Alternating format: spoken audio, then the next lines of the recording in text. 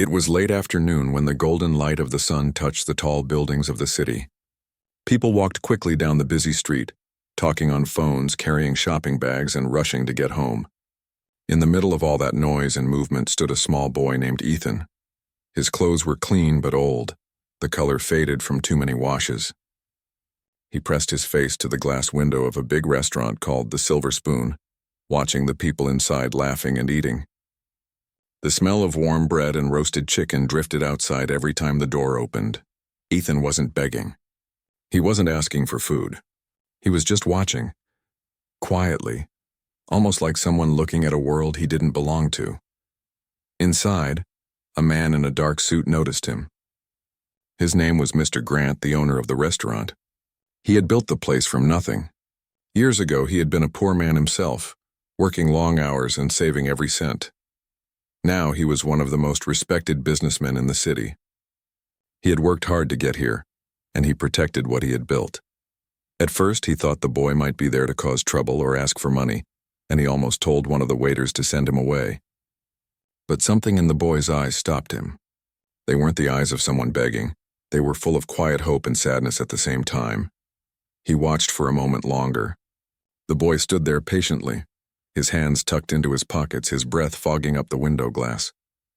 A few customers noticed him and whispered to each other, but the boy didn't seem to care. He was lost in the sight of the warm lights, the smiling faces, and the sound of forks on plates. Finally, Mr. Grant walked to the door and stepped outside. The cool air brushed his face. The boy quickly stepped back, a little nervous. "Hey there," Mr. Grant said gently.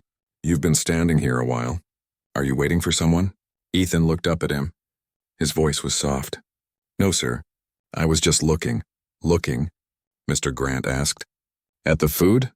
The boy nodded slightly but didn't meet his eyes. "It's a nice place.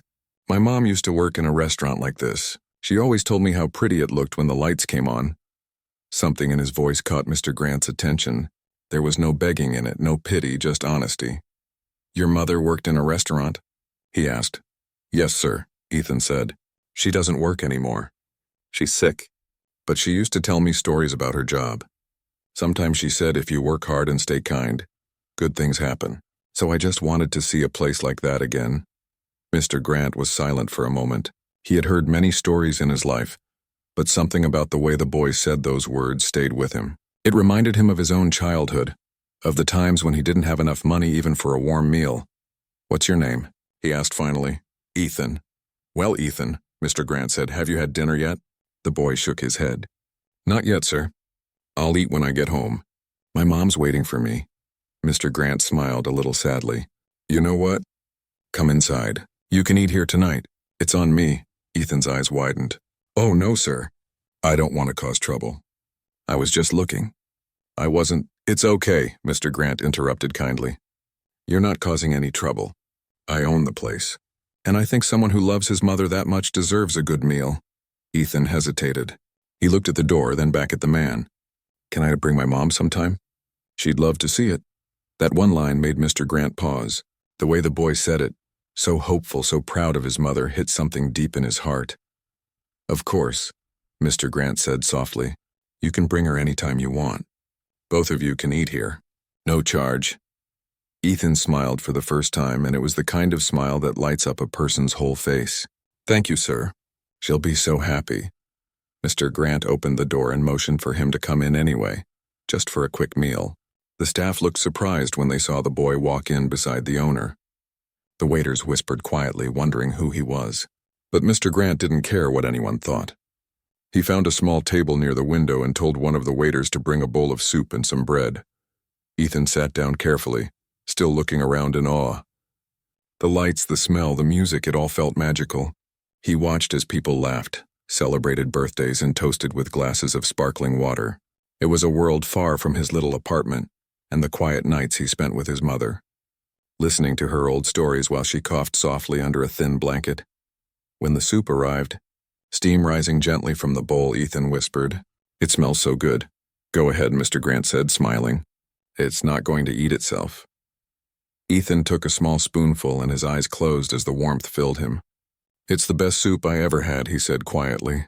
Mr. Grant chuckled. "That's because you're hungry. Ethan shook his head. No, sir. It's because someone made it with care. Mr. Grant looked at him, surprised by the maturity in his words. He didn't know how to respond, so he simply nodded. For the rest of the meal, he let the boy eat in peace, occasionally asking a question here and there. Ethan talked about school, about his love for drawing, and about how he dreamed of becoming an architect one day, so he could design houses for families who didn't have much. After he finished eating, Ethan stood up and thanked Mr. Grant again. I'll bring my mom tomorrow if that's okay, he said shyly. Mr. Grant nodded. Tomorrow works just fine. Tell her she's my guest. As the boy walked away, the restaurant's lights glowed warmly behind him. Mr. Grant watched until he disappeared around the corner. Something in that short meeting stirred old memories he hadn't thought about in years. Memories of his own struggles. The times he had been hungry, and the kindness of strangers that had helped him survive. When he went back inside, one of the waiters asked, "Who was that, sir?" Mr. Grant smiled faintly. Just someone who reminded me why this place exists.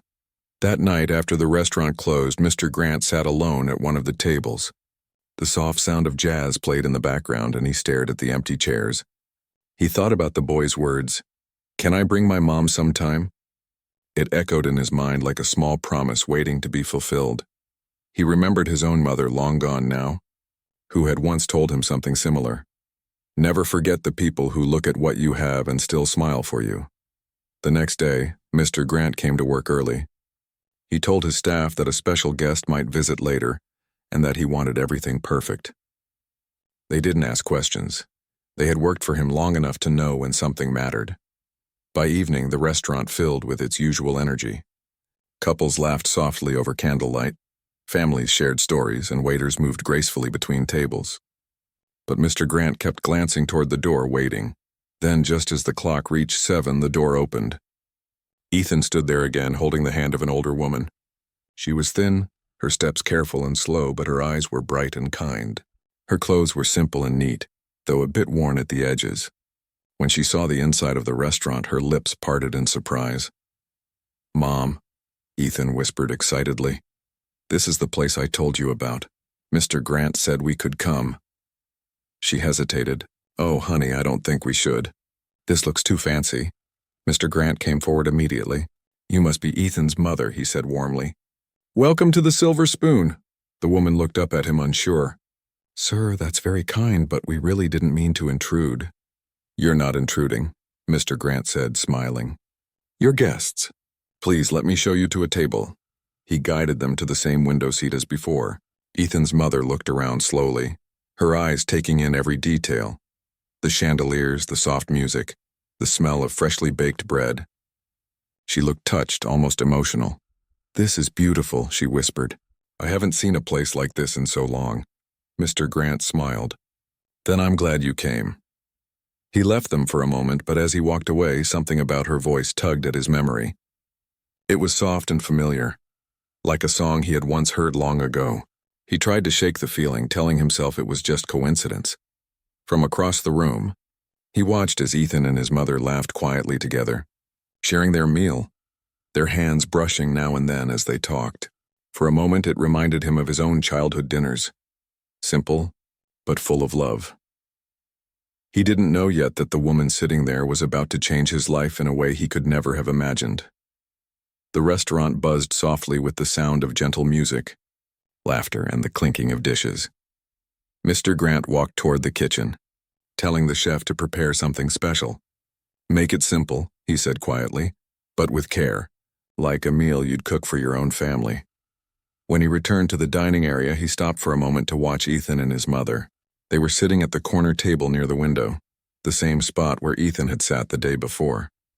The boy was smiling brightly, talking with his hands while his mother listened with a warm expression on her tired face. She looked fragile, but her eyes were full of life.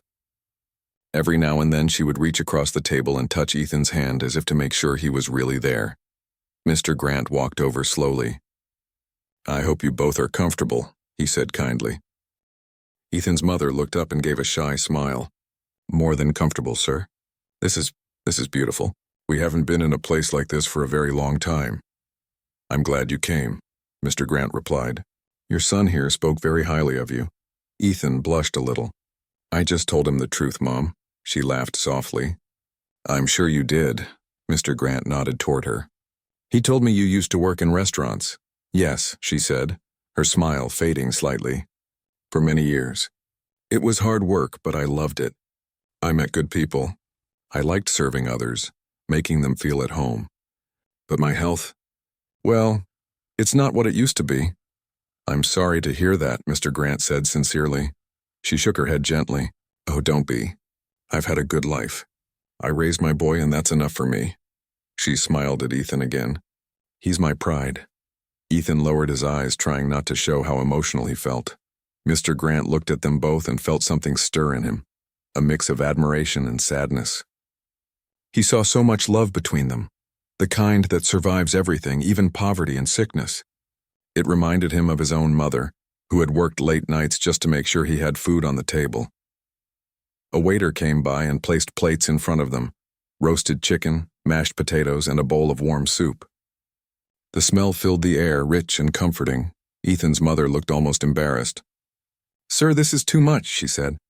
We don't deserve all this. Mr. Grant shook his head. Please, you deserve it more than most people who walk through that door. Eat and enjoy yourselves. For a moment, she didn't know what to say. Then she softly said, Thank you. As they began to eat, Mr. Grant stayed at the table, wanting to hear more about their lives. So, he asked, how long have you two been in the city? Almost 10 years, she said. We came here when Ethan was little. His father had passed away and I needed work. I found a few jobs here and there, mostly cleaning and waiting tables. It wasn't easy, but we managed, Ethan added quickly. Mom always worked hard. Even when she was tired, she'd still tell me stories at night. She said if we keep doing good things, life will get better. Mr. Grant smiled. That's a wise thing to say, she chuckled softly. I don't know about wise, but I've learned that kindness never goes to waste. Even if it doesn't come back right away, it finds its way to you eventually. Something about that line made Mr. Grant's chest tighten a little. He couldn't explain why, but those words felt strangely familiar. Almost like he had heard them before, years ago, from someone else. He brushed the thought aside for now and said, You sound like someone who's helped a lot of people. Oh no, she said quickly. I just tried to do what I could. Sometimes all someone needs is a little help, a smile, or a meal. Life is hard for everyone. We all need a bit of grace. Mr. Grant nodded slowly, not trusting himself to speak for a moment. He watched her carefully, taking in her gentle manner, her soft voice, the way she spoke with quiet dignity despite everything. After a while, Ethan began telling stories from his school. He spoke about how he liked drawing buildings and bridges, how he often sketched ideas in his notebook even when the paper was old and wrinkled. His mother listened proudly, her eyes shining. You should see his drawings, she told Mr. Grant. He can take a blank page and turn it into a dream. Ethan looked embarrassed. They're not that good. They're beautiful, she insisted. He's going to build something one day. Something that matters. Mr. Grant laughed softly. I believe that. You've got a good eye for people, Mrs. Carter. She smiled. Please call me Anna. All right, Anna, then you have to call me Grant, he said, offering his hand across the table. She hesitated for a second, then shook it with a small laugh. The night went on easily after that. They talked like old friends. Ethan even laughed so loud once that a few people at nearby tables turned to look, but no one seemed to mind. The atmosphere was warm, filled with a kind of happiness that didn't need fancy things, just understanding and care. When dessert came, a small piece of chocolate cake, Ethan's mother protested again. Oh, we can't accept this too, Mr. Grant smiled. You'll hurt my chef's feelings if you say no. It's his favorite recipe, Ethan grinned. Then we have to try it, Mom. They all laughed, and for a while it felt like time had stopped. As the evening slowed down, the crowd in the restaurant began to thin.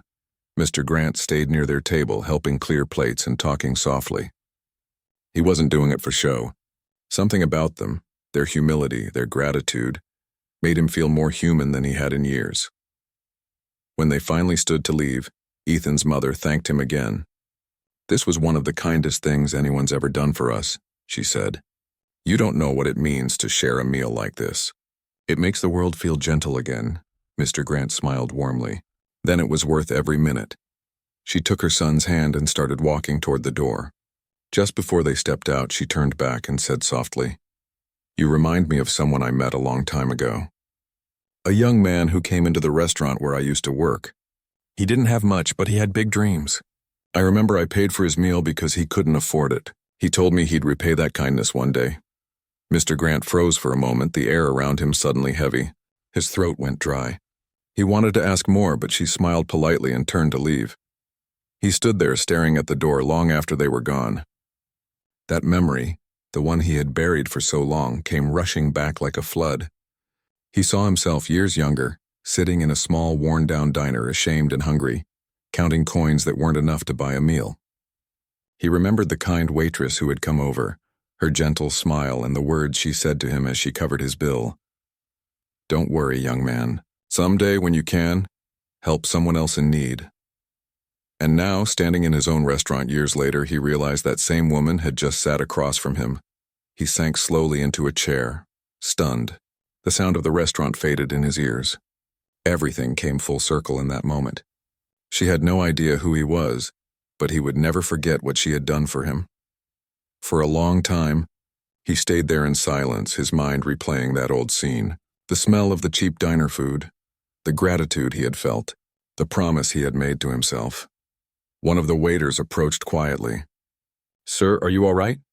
Mr. Grant nodded slowly. "Yes," he whispered. "More than all right." That night, after everyone had gone home, he sat in his office with the lights off. On his desk lay a photo of the restaurant's grand opening, the day his dream had come true. But now that dream felt incomplete. He thought about Ethan's mother, the woman who had unknowingly changed his life, and about Ethan, who looked at his mother with the same love and pride he once had for his own. He knew what he had to do. This wasn't just about repaying a debt. It was about honoring a moment that had shaped him into the man he became. He picked up his phone and called his manager. "Tomorrow," he said quietly, "I want you to prepare a special arrangement. We're going to help someone. Properly this time." The next morning, when the first light entered the restaurant windows, Mr. Grant was already there, sipping his coffee and making plans. His heart felt lighter than it had in years. He knew that kindness, when returned, has the power to heal the past and brighten the future. And this time he would make sure that Ethan and his mother would never have to worry again. The next morning came quietly. The city was still half asleep when the first light touched the windows of the Silver Spoon. Inside, the restaurant smelled of fresh bread and coffee. Mr. Grant was already there, sitting at his corner table with a notebook open in front of him. He had barely slept that night. He kept replaying the conversation with Ethan's mother in his mind, the way she spoke, the warmth in her voice, and the familiar kindness that had once saved him from hunger. He knew it was her. There was no doubt. Years ago, when he was young, broke, and lost, that one act of compassion had changed his path. He had promised himself he would repay it someday, but life had moved fast and he never saw that woman again. Until now. Now she had come back into his life, by chance, through her son. Mr. Grant closed his notebook and stood up. He called for his manager, a middle-aged man named Robert, who had worked with him for years. "Robert," he said softly, "I need to find someone. A woman named Anna Carter. She came here last night with a boy named Ethan. I think they live nearby." Robert looked surprised. "You want us to find where they live, sir?" "Yes," Mr. Grant said, but quietly. "I just want to know how we can help them. She's sick, and the boy, he deserves a better chance in life." Robert nodded respectfully. "Understood. I'll ask around and see what we can do." The day went on as usual, with customers coming in and out, but Mr. Grant's mind was elsewhere. Every time he looked at the window where Ethan and his mother had sat, he felt a rush of emotion. He thought about the words she had said years ago. Help someone else when you can. He had built an entire business from nothing, created jobs, donated to charities. But this, he realized, was different. This was personal. Later that evening, as the sun went down, Ethan came by again.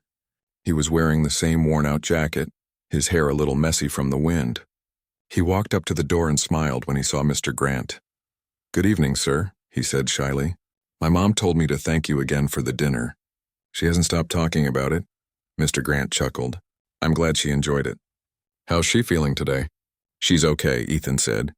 She gets tired sometimes, but she said she hasn't been that happy in years. She said it reminded her of the old days. That's good to hear. Mr. Grant paused. Tell me, Ethan, what do you want to do when you grow up?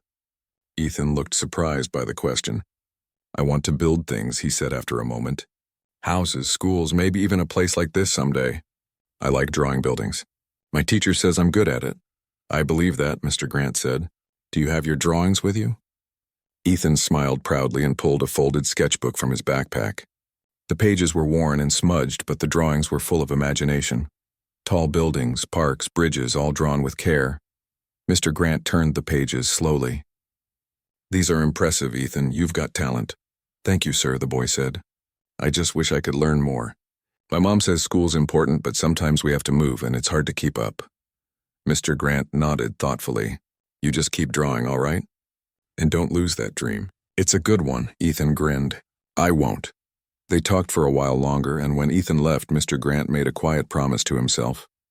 He was going to change that boy's life, just like his mother had changed his years ago. 2 days later, Robert came back with some information. He told Mr. Grant that Ethan and his mother lived in a small apartment on the other side of town. It wasn't a safe neighborhood, and the building was old. The rent was cheap, but the place was falling apart. Mr. Grant decided to visit. That afternoon, he drove across the city in his old car. He didn't bring anyone with him. He wanted to go alone to see for himself. When he arrived, he saw a narrow street lined with cracked sidewalks and laundry hanging from the windows. Kids played soccer with a worn-out ball in the alley. He climbed the narrow stairs to the 3rd floor and knocked on the door that Robert had mentioned. After a moment, the door opened slightly. Ethan peeked out, his eyes lighting up when he saw who it was. Mr. Grant. What are you doing here? Just wanted to say hello, Mr. Grant said with a warm smile. Is your mother home? Ethan opened the door wider. Yes, sir. Come in. The apartment was small but clean. The walls were faded and the furniture was old, but everything was neatly arranged. On the small table by the window sat a vase with 2 wildflowers in it. Simple but beautiful. Ethan's mother appeared from the kitchen, wiping her hands on a towel. She looked surprised. Mr. Grant? What a pleasant surprise. I hope I'm not disturbing you, he said. Not at all, she said kindly. Please have a seat. He sat down, looking around quietly. The apartment spoke volumes about the life they lived, humble yet full of care and effort. I came by because I wanted to check on you, he said softly. You mentioned you weren't feeling well. She smiled faintly. It's just my health acting up. I have some days better than others. But don't worry, I'll be fine. Are you seeing a doctor? He asked gently. She hesitated, then shook her head. Not right now, it's expensive and the clinic's far. I manage with some medicine. Mr. Grant frowned. That's not good enough. You need proper care. She smiled again, trying to ease his concern. Please don't worry, Mr. Grant. You've already done more than enough. The dinner was a gift I'll never forget. He looked at her for a long moment. You once helped me, he said quietly. A long time ago, she blinked in surprise. Helped you? Yes. You may not remember, but years ago when I was struggling, you paid for my meal in a small diner. You told me to help someone else when I could. That moment changed everything for me. For a few seconds, she just stared at him, her eyes wide. Then she covered her mouth, tears filling her eyes. You were that young man? He nodded slowly. I never forgot your kindness, Anna. I carried it with me all these years. She shook her head in disbelief, her voice trembling. I never thought I'd see you again. I just did what anyone should do. You were young and hungry. I couldn't let you go without eating. Mr. Grant's eyes softened. You did more than feed me. You gave me hope. I built my whole life remembering that moment. And now I want to return that kindness. She tried to speak, but her voice broke. You don't owe me anything, Mr. Grant. I only did what felt right. It's not about owing, he said gently. It's about gratitude. Let me help you now. Let me do something for you and for Ethan. Ethan, who had been standing quietly nearby, looked confused. Mom, what's going on? She wiped her tears quickly and smiled at him. Nothing bad, sweetheart, just something wonderful. Mr. Grant looked at the boy and said, Ethan, how would you like to study in a good school? One where you can learn about architecture and design? Ethan's eyes widened. You mean A real school? Like the one in the city with art classes? Yes, Mr. Grant said. I can make that happen. You have talent and I believe in you. But you'll have to promise to work hard. Ethan nodded quickly. I promise. I'll study every day, sir. Mr. Grant smiled, then turned to Anna. And for you, I'll arrange for proper medical care. No more worrying about bills. You've done enough worrying for a lifetime. Tears ran down her cheeks, but this time they were tears of relief. I don't know what to say, she whispered. Say thank you by getting better, he said softly. That's all I want. The room grew quiet. The evening light poured through the window, painting everything in gold. Ethan hugged his mother tightly and she held him close, whispering prayers of gratitude. Mr. Grant stood up to leave, but before he did, he looked at them one more time and said, Kindness has a way of finding its way back home. You gave it once and now it's your turn to receive it. As he stepped outside, the air felt lighter. He looked up at the sky and smiled, feeling a peace he hadn't felt in years. That night, as Ethan and his mother sat together eating a simple dinner, they talked about everything that had happened. For the first time in a long time, hope filled their small home. And in another part of the city, Mr. Grant sat in his quiet office staring at the city lights, thinking about how one small act of kindness had come full circle, proving that sometimes life doesn't forget the good we do. The following week felt like a dream for Ethan and his mother. For the first time in years, things started to change. The heavy worries that had filled their small apartment began to lift, piece by piece, replaced by quiet hope. Mr. Grant had kept his word. A car from the restaurant came by one morning to take Ethan's mother to the city hospital. At first she refused, saying she didn't want to trouble anyone, but Mr. Grant insisted. You helped me once when I had nothing, he told her gently. Now let me help you when you need it most. At the hospital, the doctors ran several tests. They discovered her illness wasn't as bad as she feared, but it needed proper treatment, rest, and good food. Mr. Grant made sure all of that was arranged. Every bill was paid quietly, no questions asked, no attention drawn to it. While she stayed there, Ethan visited every day after school. His mother would smile every time he entered the room, always asking, Did you draw something new today? He always had something to show her, a small sketch, a picture of a building, or a dream he had drawn in pencil. She would look at each page as if it were a masterpiece. Meanwhile, Mr. Grant took care of everything else. He arranged for Ethan to attend a private school nearby, one with art and design classes. The first day Ethan wore his new school uniform, he stood in front of the mirror, touching the clean white shirt as if he couldn't believe it was his. Mom, he said, smiling shyly, I look like those kids we see in the magazines. His mother laughed softly, her voice warm but tired. You look like a young man who's going to do great things, that's what you look like. At school, Ethan was shy at first. Most of the other students came from wealthy families, but he worked hard and never forgot where he came from. His teachers quickly noticed his talent and his determination. Whenever he drew, it was as if the world around him disappeared, and only his dreams remained. Mr. Grant sometimes stopped by the school quietly to check on him. He never made a big deal about it. He'd just stand near the gate and watch the boy walking out with his sketchbook under his arm, his face full of life. It made Mr. Grant think about how one kind act had turned into a chain of goodness that kept going. One evening, Mr. Grant visited the hospital again. When he walked into the room, Ethan's mother was sitting by the window, a blanket over her shoulders. She looked stronger now, her face brighter. You're looking better, he said kindly. She smiled. Thanks to you. The doctors say I can go home soon. That's good news, he said. When you do, I want you both to move somewhere safer. I found a small apartment closer to Ethan's school. It's clean, sunny, and already paid for. Her smile faded in surprise. Mr. Grant, that's too much. You've already done so much for us. We can't accept more. He shook his head gently. You're not accepting charity. You're accepting a thank you. Remember what you told me once? Kindness finds its way back.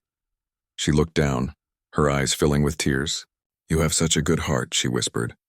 The world needs more people like you. Mr. Grant smiled faintly. The world already has them. They just need a reason to show it. For a moment, the room was quiet except for the sound of the city outside the window. She reached out her hand and said softly, I'm proud of who you became. I always wondered what happened to that young man from the diner. I never thought he'd grow into someone who'd change so many lives. He took her hand gently. You planted that seed, Anna. You just didn't know it. When Ethan came back into the room holding a small notebook, his face lit up. Mr. Grant, look what I drew today. He held out the sketchbook. On the page was a drawing of a big building with tall glass windows and a garden in front. Above the entrance were the words, "The Silver Spoon." It's your restaurant, Ethan said proudly, but I made it even bigger so more people can come in and eat. Mr. Grant laughed softly. It's beautiful, Ethan, you've got a real gift. I want to design buildings like this when I grow up, Ethan said. Places where everyone feels welcome, even people who don't have money. His mother smiled at him lovingly, just like Mr. Grant made us feel. Mr. Grant looked at them both, feeling something deep in his heart shift. He realized that everything he had worked for, the success, the money, the awards, meant little compared to this moment. Seeing them smile, seeing hope return to their lives was worth more than all of it. Over the next few weeks, Ethan's mother got better. The new apartment Mr. Grant arranged was small but bright, with windows that let in the morning sun. On the first night they moved in, Ethan stood by the window and whispered, "Mom, can you believe this is ours?" She nodded with tears in her eyes. It feels like a new beginning. Mr. Grant helped them settle in. He visited often, bringing groceries and books for Ethan, but he never treated them like people who needed help. He treated them like friends, like family. One Sunday afternoon, he invited them both back to the Silver Spoon. He said he wanted to show them something special. When they arrived, the restaurant was closed to the public. The lights were dim and soft music played in the background. On one of the walls near the entrance was a large framed photo. Ethan and his mother walked closer. The picture showed the restaurant's front door with two small silhouettes reflected in the glass, a woman and a boy. Underneath it was a quote in gold letters, "One act of kindness can feed a lifetime of hope." For a moment, neither of them spoke. Then Ethan whispered, "Mom, that's us." She looked at the photo and nodded slowly, her voice trembling. "It is." Mr. Grant smiled quietly beside them. "I wanted to remind everyone who walks through those doors why this place really exists. It's not just about food or money. It's about people. It's about how one small act can change everything." Ethan's mother turned to him, tears shining in her eyes. "You've turned kindness into something beautiful," she said softly. Mr. Grant shook his head. "You did that first. I only followed your example." They spent the evening together, sharing a quiet dinner. The restaurant felt different that night, warmer, more alive. Even though the tables were empty, the room was full of something that couldn't be seen but could be felt deeply. Gratitude, love, and peace. After dinner, as they were leaving, Ethan looked up at Mr. Grant and said, "I'm going to work hard, sir. I'll build something amazing one day. And when I do, I'll put your name on it." Mr. Grant laughed. "You don't have to do that, Ethan."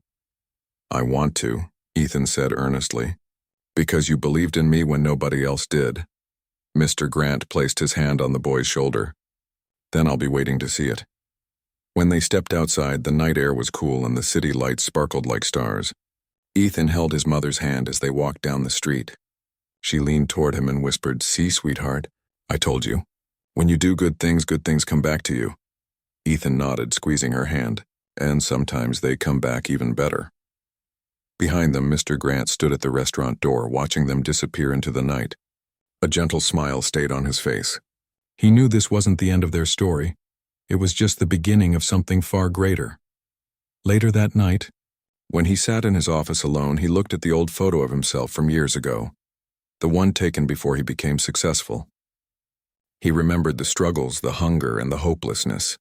And then he remembered her, the waitress who had paid for his meal, who had told him to keep his heart kind. Now, that same woman had walked back into his life and unknowingly reminded him what success truly meant.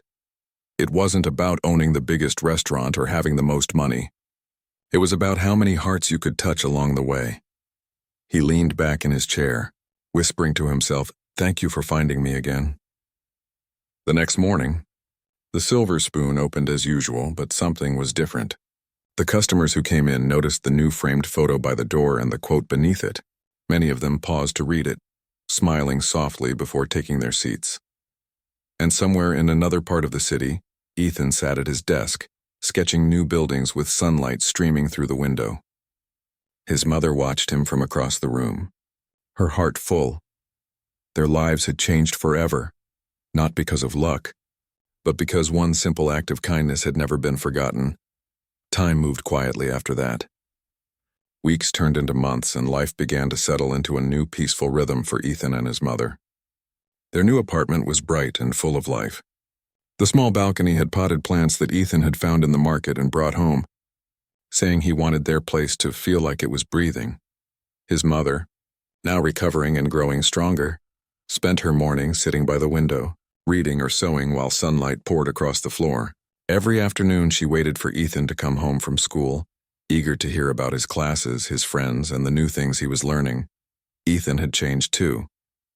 He was more confident now, full of energy and purpose. His teachers said he had a natural gift for design, and one of them had even submitted his sketches to a local art contest. Mr. Grant continued to visit them, sometimes bringing a bag of groceries, sometimes just dropping by to share a cup of tea. He always insisted it wasn't charity. Family looks out for each other, he would say, and that's exactly what he had become. Family. One evening, as the sky turned orange and pink, Ethan sat at the small kitchen table working on a new drawing. His mother watched him quietly, smiling. "What are you working on now?" she asked. "It's a design for a community center," Ethan said excitedly.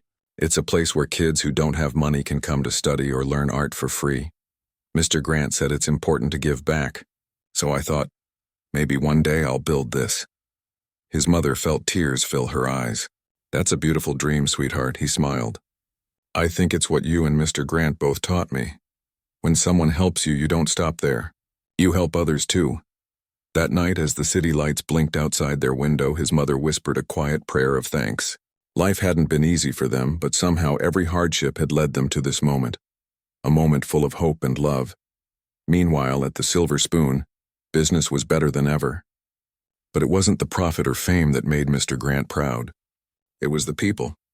Every time he looked at the framed quote on the wall, "One act of kindness can feed a lifetime of hope," he felt grounded.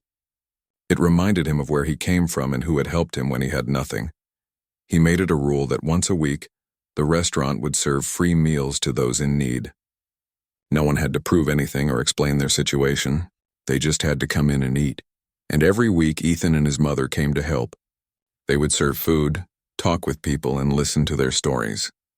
It became a small community of kindness, a reminder that humanity still existed in a busy, often careless world. One day, during one of these free meal events, Ethan stood near the counter, wiping tables. A young boy about the same age he once was stood by the door looking inside nervously. Ethan smiled, walked over and said, "Hey, you hungry?" The boy nodded shyly. "Come on," Ethan said, guiding him in. "You're welcome here." Mr. Grant, who had been watching from a distance, felt his heart swell. The circle was complete. Kindness was being passed on, just as it once had been to him. Later that evening, after everyone had gone home, Mr. Grant sat with Ethan and his mother at their favorite corner table. The restaurant was quiet except for the soft hum of the city outside. "I've been thinking," Mr. Grant said. "I'm planning to open a new restaurant soon, a smaller one near the park. But this one will be different. Half of the profits will go toward helping families who are struggling, and I want you both to be part of it." Ethan looked shocked. "Us, but what can we do?" Mr. Grant smiled. "Well, I could use a young designer for the layout," he said, winking. "And your mother has the warmth this place needs. She knows how to make people feel welcome. Together we can build something special." His mother smiled through tears. "You've already done so much, Mr. Grant," he shook his head. "No, you're the one who started all of this years ago with one simple act. I'm just following your lead." There was a long, peaceful silence after that, the kind of silence that doesn't need words. Months later, the new restaurant opened. It was smaller than the Silver Spoon, but filled with life and laughter. On the opening day, Mr. Grant stood proudly beside Ethan and his mother as they welcomed guests. The front wall had another framed quote, written in Ethan's handwriting. "Kindness doesn't end where it starts. It keeps traveling." The grand opening drew people from all over the city, including local journalists who had heard about the project. They asked Mr. Grant why he chose to open a place like this when he already had one of the most successful restaurants in town. He smiled and said simply, "Because this one is built on gratitude." When they asked Ethan about his role, he said shyly, "I just drew what I saw in my heart." After the reporters left, the three of them sat together, watching families eat and laugh. The tables were filled with people from all walks of life, rich, poor, young, old, all sharing one space, one meal. One moment, Mr. Grant looked at Ethan and said, "You know, this is what success really means. Seeing others smile because of something you built." Ethan nodded, his eyes shining. "I understand that now." The years passed. Ethan grew up and went to university studying architecture. He worked hard, always remembering where he came from. Whenever he faced a challenge, he thought of his mother and Mr. Grant, two people who had shown him that love and kindness could change anything. He graduated with top honors and eventually became a respected architect. His first major project wasn't a skyscraper or a luxury building. It was the community center he had once drawn as a boy. He named it the Hope House. On the day of the opening, the place was filled with children laughing and playing, their drawings pinned up on the walls. There were books, art supplies, and classrooms for kids who couldn't afford private lessons. Mr. Grant and Ethan's mother sat together in the front row, watching proudly as Ethan gave his speech. "I built this place," Ethan said, "because once a kind man let a poor boy and his mother eat in his restaurant. And that small act changed our lives forever. He didn't know it then, but that moment gave me the strength to dream." He paused, his voice trembling slightly. "I learned that one simple act of kindness doesn't just help someone for a day. It can guide them for a lifetime." The audience stood and applauded, but Mr. Grant just smiled quietly, wiping a tear from his eye. He looked over at Ethan's mother, who was also crying softly, and they shared a knowing glance, the kind of look that doesn't need words, only understanding. After the ceremony, Ethan walked up to Mr. Grant and hugged him tightly. "This is all because of you," he said. Mr. Grant shook his head. "No, Ethan. This is because of your mother, and because you believed in yourself. I just gave you a little push." Years later, when Mr. Grant grew older and retired, the Silver Spoon and the new restaurant continued to run, managed by people who had learned from his example. He spent most of his days visiting the Hope House, sitting quietly and watching the children draw and play. Sometimes Ethan would join him, and they'd talk for hours about dreams, hard work, and the importance of staying kind. One afternoon, a little girl came up to Mr. Grant with a piece of paper. "I drew something for you," she said shyly. He smiled and unfolded the paper. It was a drawing of three people, a boy, a woman, and a man, standing outside a big restaurant with a golden sign that read, "Kindness Forever." He laughed softly, his eyes misting over. "That's beautiful," he whispered. "Truly beautiful." And as he looked around at all the laughter and joy in the room, he realized something. Life had come full circle again. It started with hunger.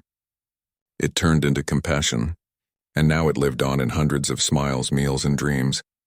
Kindness had indeed found its way home.